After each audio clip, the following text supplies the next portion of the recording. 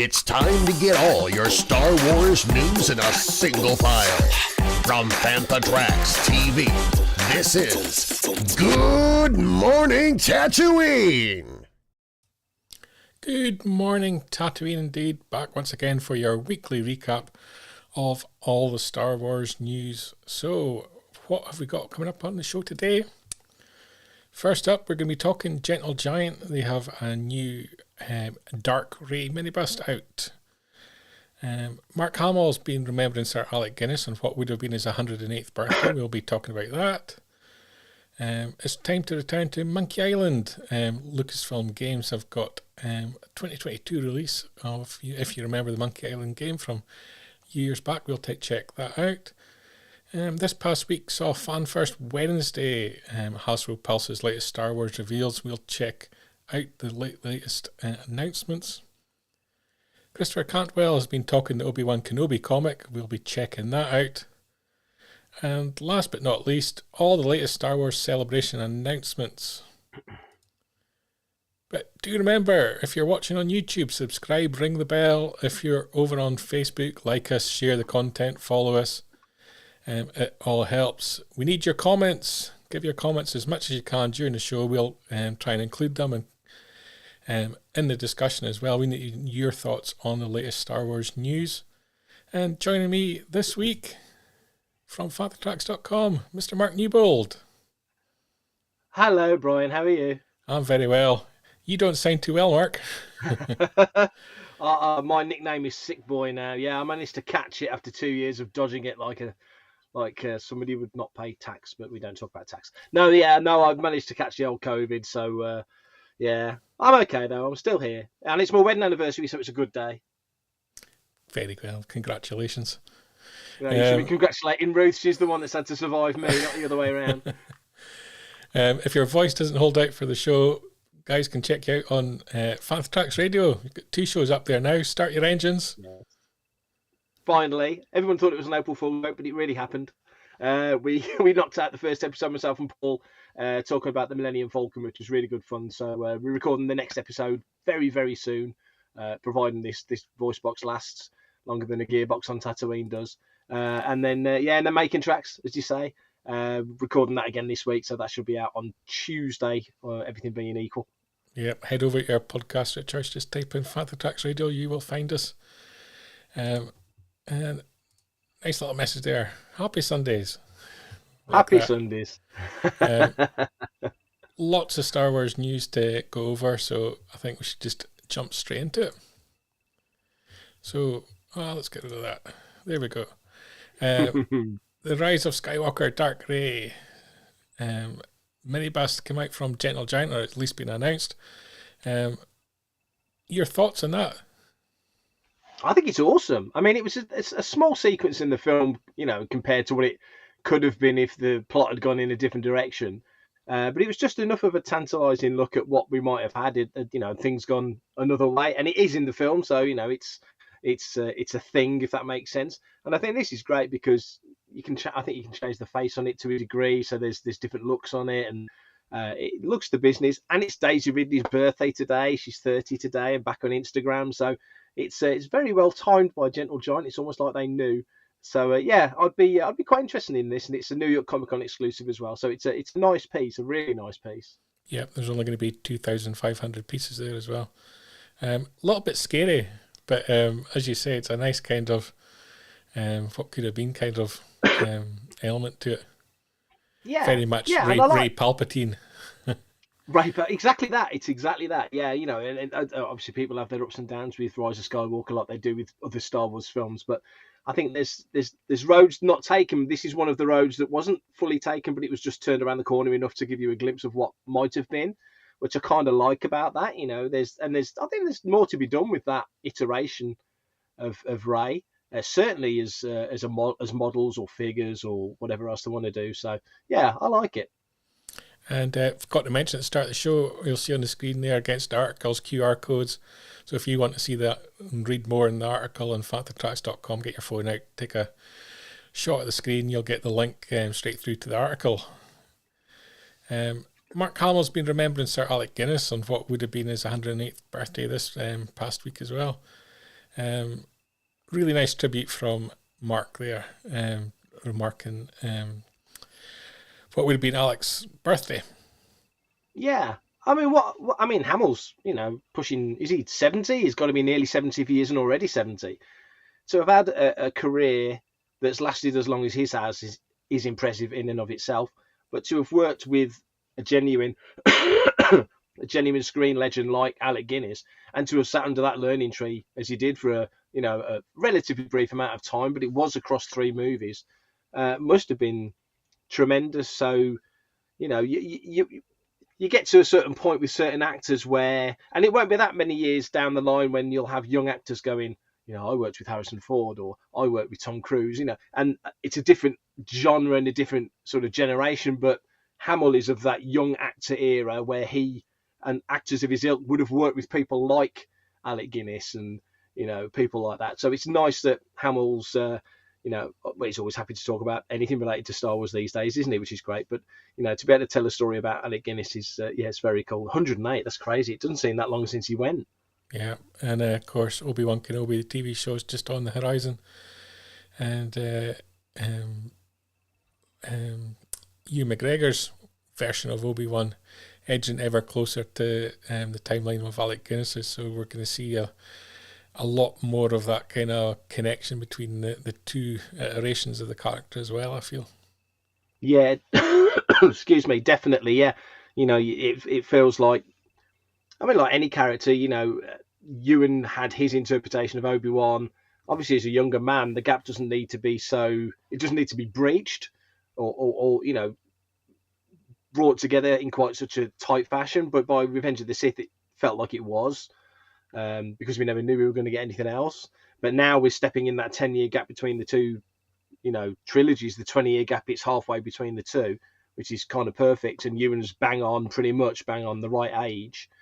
We're very fortunate. It's going to be interesting to see how much more like Guinness this feels, or whether it just feels like a progression from, Ewan's Revenge of the Sith iteration of Obi-Wan. Can't wait to see that either. Yeah. Content again from the past here from Lucasfilm Games.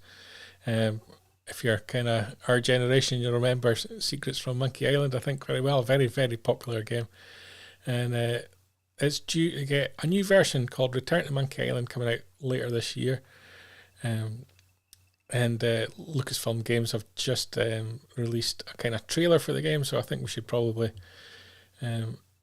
take a little look if I can find it. Here we go. Let's check it out. Lovely graphics to it as well.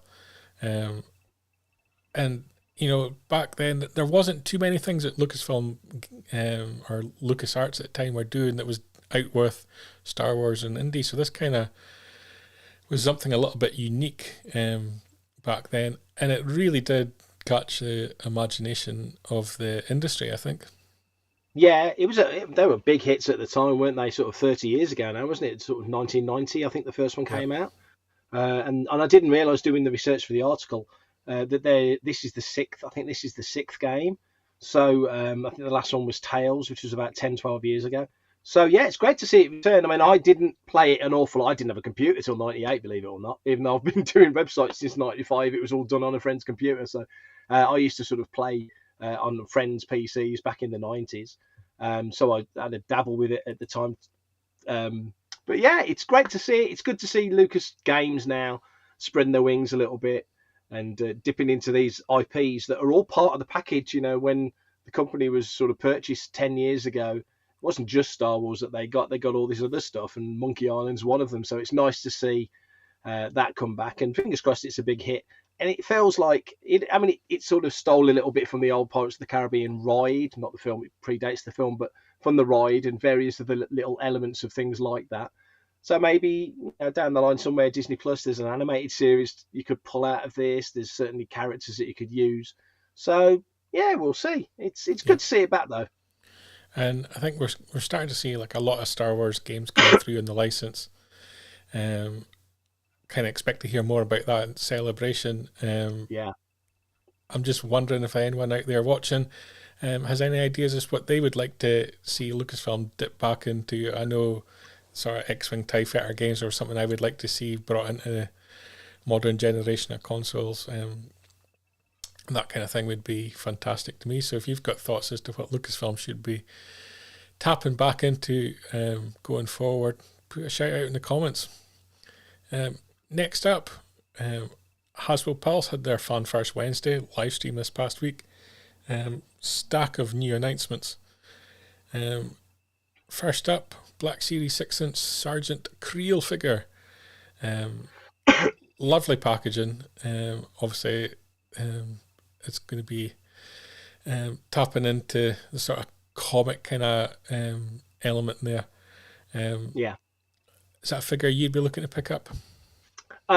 These sort of comic art packaging ones really have caught my eye, so I will. I'm not a mad fan of the character because I didn't like the way they made the OT era Stormtroopers just so much like Clone Troopers. Didn't feel right to me, but nevertheless, beautiful packaging. This figure in Darn is amazing. I'm totally getting that.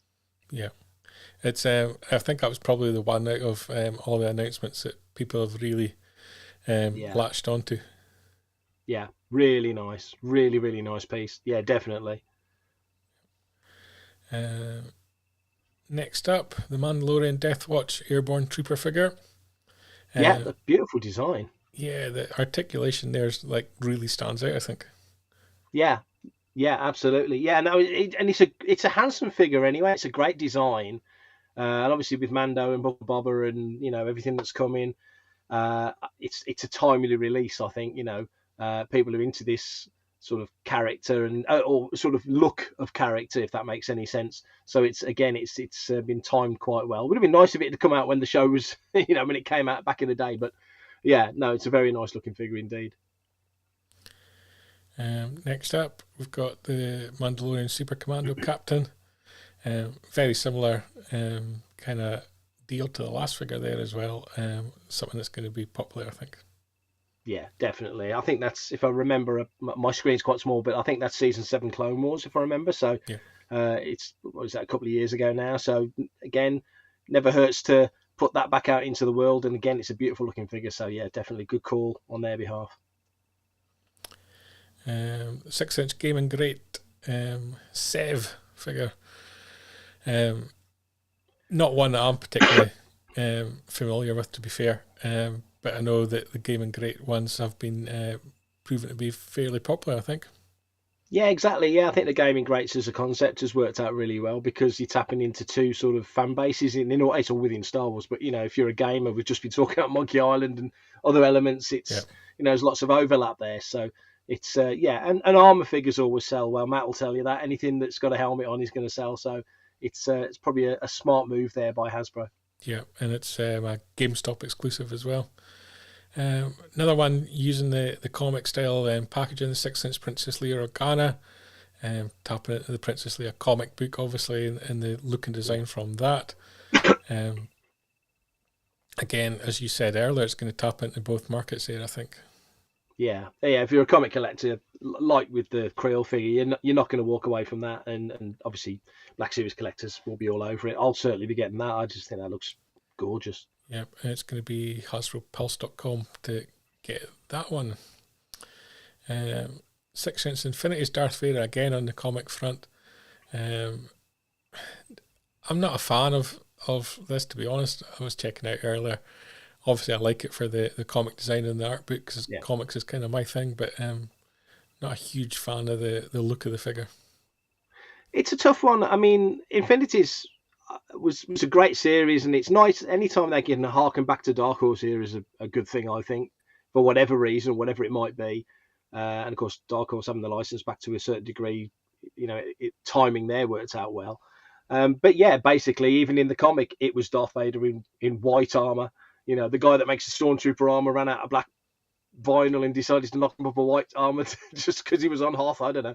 So there he is. So it looks, I like it, but yeah, I get the criticism that people are saying, oh, it's just another repaint. I do get that. There is some valid argument could be held there, but nevertheless, that is pretty accurate to the comics. So. We have up next the Chewbacca Prototype. Again, this is another range. It's not for me. It's due out in the summer. We've had a few here. I think we've had Vader, we've had Fett. I'm sure there's been others. Just not my thing. Doesn't work for me. No, I don't personally don't get it. It's I mean they're cute and funny, but if I was a collector, a full-on collector, like a completist collector, I'd look at these with a bit of a there's more lumps of plastic I need to buy that I don't really need. I'm never going to open it. Who's going to play with it? It's it's not that not that you do, not at my age, but it's a bit Netflix currently are making the comment that often feels like it's Repack Wednesday, which I think is it's a comment that Hasbro are getting a lot, I think. And I think it's primarily because the releases aren't particularly closely tied in with the films or the TV. There seems to be a huge gap between it. So it almost feels like, that gap is being filled by repaints. It's tough. I mean, we've had this discussion on the podcast, and I'm pretty sure we've talked about it on here. I know Matt brings it up quite often, but it is a frustration. But I think their hands are tied to a degree by what is coming out, what they're allowed to release. It's not just all on Hasbro, but if you're the sharp end of the process as a collector, you don't care about any of that. You just want you just want your figure as soon as you can get it. Yeah, definitely. Back on the gaming greats, Vizsla, popular character again. Different packaging on this one. So it's part of the vintage collection, even though it's a gaming great. Again, it's crossing over. It's catching both sides of the fans. We're also in the same vintage collection gaming greats. We've got Lando Calrissian. Maybe this one is going to grab people's attentions more because it's got a bit of style to the character as well. How can it not? I mean, the Vizsla character's great. I think she was Old Republic, if I remember. But this is really, really nice. This just looks... I mean, it's like the end of Solo, isn't it? Obviously in Battlefront 2, I think. But this looks... I'm buying 2 of that. Let's put it that way. I'm buying 2 of that because I'm going to take one out of the box. Yeah. We've also got the 4-pack of the Death Troopers. And it makes perfect sense to have this kind of characters in a 4-pack. I think last week on the fan celebration, we're doing a recap, and you had the Stormtroopers there, and that's the kind of thing that people want to buy in bulk. That's the kind of thing it should have been a 4-pack as well. So I think these will be popular. We've also got the ARC Trooper Jesse figure. Not a character I know at all. I'm going to guess this is going to be from animation. I believe so. I couldn't swear to it, but I'm pretty sure it is. Yeah, it's. I like that. I like the helmet design on that, so I'd be up for that. Definitely getting the Dark Trooper pack. I've been getting those 4 packs, and they're really nice. And of course, Hasbro have also got their electronic helmet range, and we're getting Trapper Wolf in the Black Series. Looks very nice. It does. It's beautifully done. I mean, they've really hit on something with these helmets, because naturally, and that's not just them being clever and thinking with the business head on, but an X-Wing helmet is an X-Wing helmet in an era. A Mando helmet is mostly a Mando helmet, so that there's iterations of various designs they can do. It's quite smart, but it kind of feels like there's a lot of people out there making these helmets at the moment, or various. This is in the Black Series. You've also got people that are making the costumed ones as well. There seems to be a lot of competition out there. Yeah, there is, and you see it with the sabers, don't you? They do them in the parks. The Black Series FX line, doing the sabers. So there's a lot of crossover, but seems to be working. Saw Gerrera on the 6-inch Black Series range. I think this one's going to be popular as well. It looks great. I'm not so enamored with the 6-inch series packaging, to be honest. I think what they're doing in the comic range packaging is a lot nicer. But you can't deny that it's a nice looking figure. It's a nice looking figure, it is, and I do quite like the packaging, to be fair, with the colour tones for the different sort of series or ranges of figures. We're getting there now with Rogue One with the figures, so not too far away, I would say, from at least having the good bulk of what you need. But yeah, that is a really nicely designed figure. Although it's a decent wave of stuff, but I do understand, like the esteemed Netflix has said there, that there's a certain amount of repacks to a degree, reusing molds, certainly repaints and such. They've got to work them all in to make the, I guess, they've got books to balance, haven't they? So, but they're still putting new content out, new product out. And Hasbro also released some information on the recent Walmart exclusives. As you can see there, that the Imperial Gunner, R2-D2 Stormtroopers, Bespin Security Guard figures as well are going to be available from Walmart this fall. So those were all the figures announced as part of the fan celebration the previous weeks as well. Excellent. Yeah, it's good. Just keep the line coming. I mean, there's always going to be complaints because we're Star Wars fans, and that's what we do very, very well. Yeah. But these things are still selling, so they're doing something right. Absolutely. Next up, we're looking at the Obi-Wan Kenobi comic. Christopher Cantwell's been interviewed regarding that. Obviously, it's been released, not necessarily tying in with the TV series, but tying in certainly in terms of timing. And we're getting a sort of first look at what to expect from the series, which has the sort of classic Alec Guinness look to the character there as well, and it also looks like we're going to get some look backs across his life as well at various time points, I think. Yeah, I like the idea. I think is it a 4-part or a 5-part? It's not many, is it? It's I want to say it's a 5-part, I think.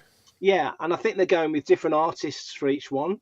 So I think Ario Anindito's doing the first one, who's always doing great work on High Republic. So just as a fan of his work, I'm looking forward to that. But I'm really looking forward to this because I think one thing that the Obi-Wan series, and I know we'll talk more about it as we get nearer to Celebration and the show launching, and then especially when it's on, is it's going to open our eyes more to what was going on in that era.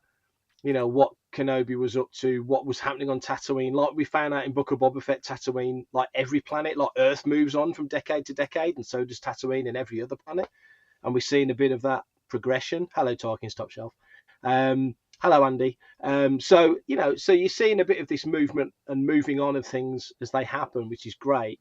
But yeah, I'm very keen to see this. It'd be great for Obi-Wan. It's not second fiddle, that's not fair, but he's always sort of the next guy when it's always focuses obviously because he's Darth Vader. He's on Anakin, and Obi-Wan is the mentor. Obi-Wan's the brother, or he's the second lead. Now he gets to be the focal point, and I think it's going to be really interesting to see what happens, either in books or here in comics, and obviously on the screen. So I think the fans are going to snap it up. I really do. Yeah. Just jumping back to the Hasbro there, as Andrew Fern says, it's a common problem for everyone in Europe. Where's the nearest Walmart? And I think that's something Hasbro need to be aware of as any kind of, people announcing products, is that if you're having an exclusive in one marketplace, you've kind of got to be really clear as to what you're doing everywhere else. Absolutely. Netflix was also happy with the last cup there in terms of Saw. So, yes, get good with the bad. It's Hasbro, we've kind of become accustomed to it. But keeping it Obi-Wan here for a second, the comic looks pretty exciting. We're going to get different eras of Obi-Wan. We're going to get different interpretations from the artist. So it's going to be fun, I think. And a little counterance to the TV show. So we'll get comics on the Wednesday and the TV show on the Friday, I think. Well, that's a great point. Never considered that. Yeah, that's a good point. Yeah. Moving on to Celebration in Anaheim coming up in May. The excitement announcement that Lucasfilm are going to be there. Really? Yes. What?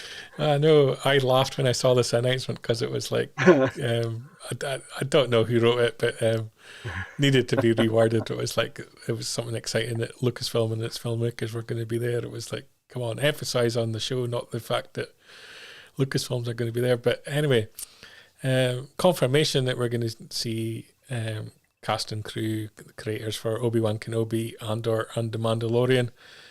I think we all kind of figured Obi-Wan would be there, very hopeful that Andor would be there. I think it's reassuring to people that the Mandalorian crew are going to be there as well. Yeah, absolutely. I mean, Matt, I think, went to Spring Fair, and there was product sort of placards, banners there, sort of saying very openly, publicly, openly on the floor, season 3 Mando, autumn, winter 2022. So we know it's coming at some point. But like you say, they can keep it as in-house as they want. They can keep it as tight or close to the chest as they want, until they want to launch information. So it's nice that we're all finally 2 years late, as it is, given what's happened in the world with me catching this. But nevertheless, we're going to see a bit of what's coming ahead. A lot of the main talent's going to be there. Really hoping we see something from Andor. That's the show I'm the most buzzed about. And still no mention if there's going to be the season 2 of the Book of Boba Fett. Maybe something will be said at Celebration. Fingers crossed. Yes. So as exciting it is that Lucasfilm's going to be there, can't top this. Fatha Tracks are going to be there as well. Can't escape us anywhere. No, we're inevitable, as Thanos once said. Yeah. Making Tracks is going to be on the podcast stage. Have you got plans in place, or are you going to be winging it? Oh, dude, you know me. Well, have a discussion when we sit down at the desk. Pretty much. Yeah, back of a fag packet, totally. Yeah. No, we will. Mr. Nail has just arrived. Yeah. He'll be home. on the What did you miss? What? Nothing. You've missed nothing, Paul. Paul will be there, and Carl will be there. Greg will be there. Matt will be there. You won't be there, Brian, sadly, will you? I'm not going this year, I'm afraid. But I'll be back soon enough. Good. So we're back on the stage. I'm very proud to say I'll continue my streak of being on the stage at every single podcast stage at every celebration so far. So I've not missed one slot. So it's only me and one other person. So if this other person isn't on the stage, I'll have a little unique little. And if you weren't invited, you would be up on the stage anyway protesting. I would. I'd have put a banner up. Yeah. Latest guests have also been announced. I'm not on the list, but Dee Bradley Baker, Dickie Beer, Amy Allen, Michelle Ang are all there. So again, we're getting a nice mix of animation, original trilogy, and modern TV and modern animation as well. Yeah, it'd be really interesting to see Michelle Ang. That's the person there that I'm probably the most looking forward to, because Omega was such a, just seeing Talking Stop Shelf make a nice little comment there. I know Becca's a big fan of Omega, so it'd be interesting to see her talk about that character, and just any of the other characters. Obviously, have got great stories. D. Bradley Baker, I've just watched Peacemaker, and he was Eagly in Peacemaker. It's like, this guy's in everything. So yeah, there's some good guests coming along. There's obviously more to be announced, and we've got McDiarmid's there, Anthony Daniels is there, there's some Ashley's there, so there's already some top tier talent coming, and I'm sure. And people are really keen to hear more about the next series of Bad Batch as well. So the fact that Michelle's going to be there, people want to know a little bit more about what we're going to see in this story with Omega as well. Yeah, I mean, it feels like a long time since Bad Batch finished. It's not really that long, but the season 2 can't come quickly enough, because that sort of last little run of episodes was so gripping, and I think people were really starting to catch on and enjoy the characters, and not just her story, which is obviously central to it, but the whole dynamic of all the different characters and where she sits in it, and how Crosshair sits out of it now, and just lots of other little elements. Season 2 really, I think, could be sort of top tier, very special show. And as we mentioned in the head article at Lucasfilm, are going to be there. Favreau and Filoni are going to be there talking The Mandalorian, so we also got confirmation of that. I think they kind of stole the show at the last celebration as well.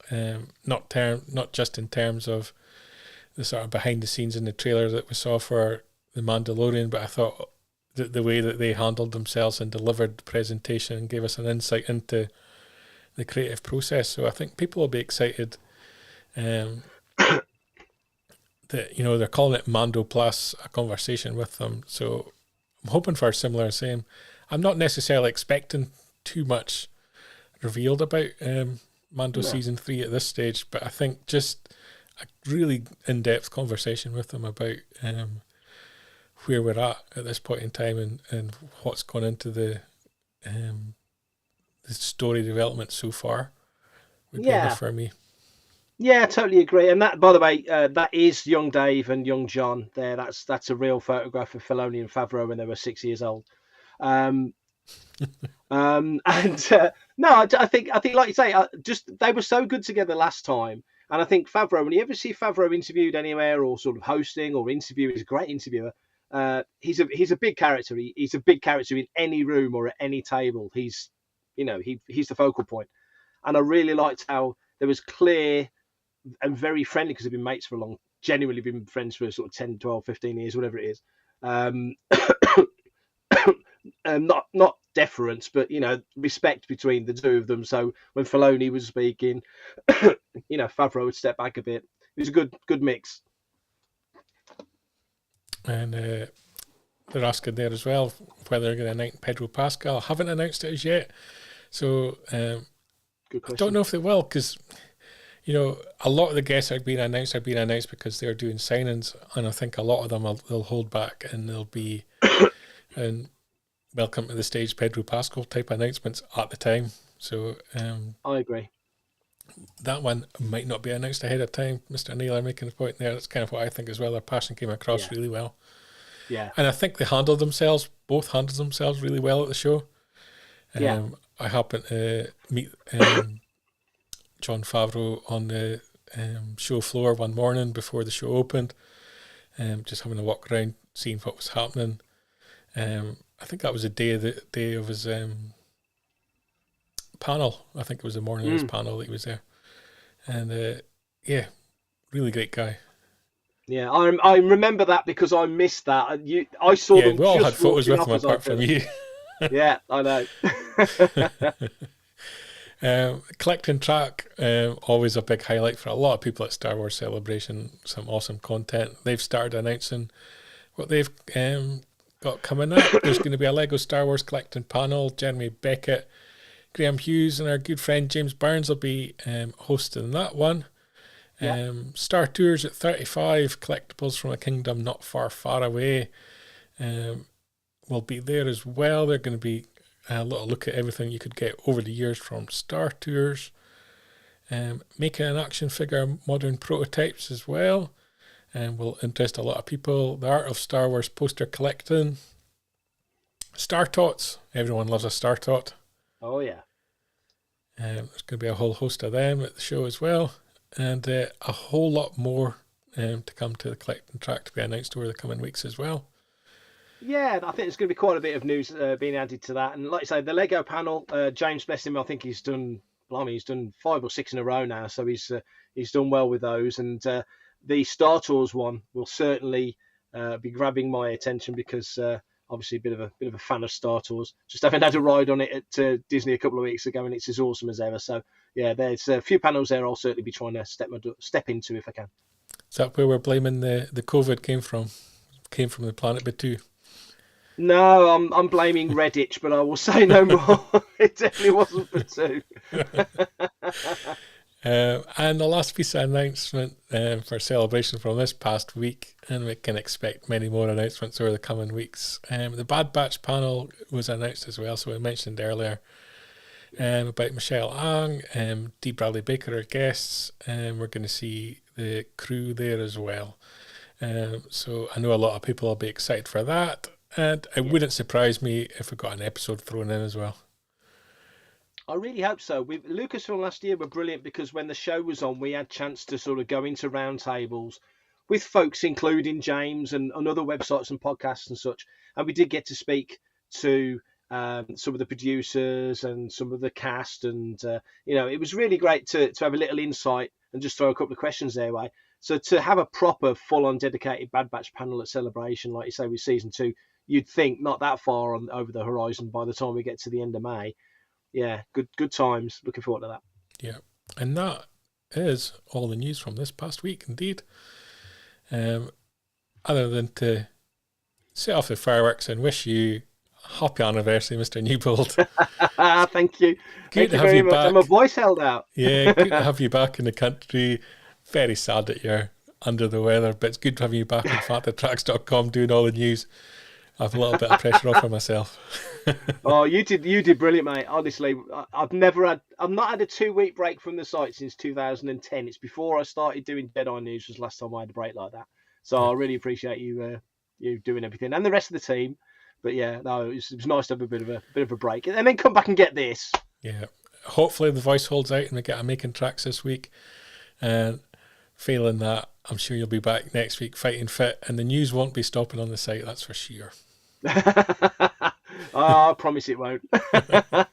Thanks everyone for your comments, always appreciated, and we'll be back next week recapping the latest Star Wars news, whatever the week ahead brings. We'll see you then.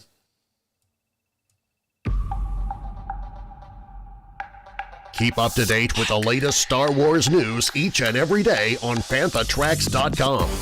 You can also find us on Twitter, Facebook, Instagram, TikTok, Tumblr, and Pinterest at FantaTracks. And be sure to like, comment, subscribe, and follow FantaTracks TV to be alerted to new content and to be a part of our live shows.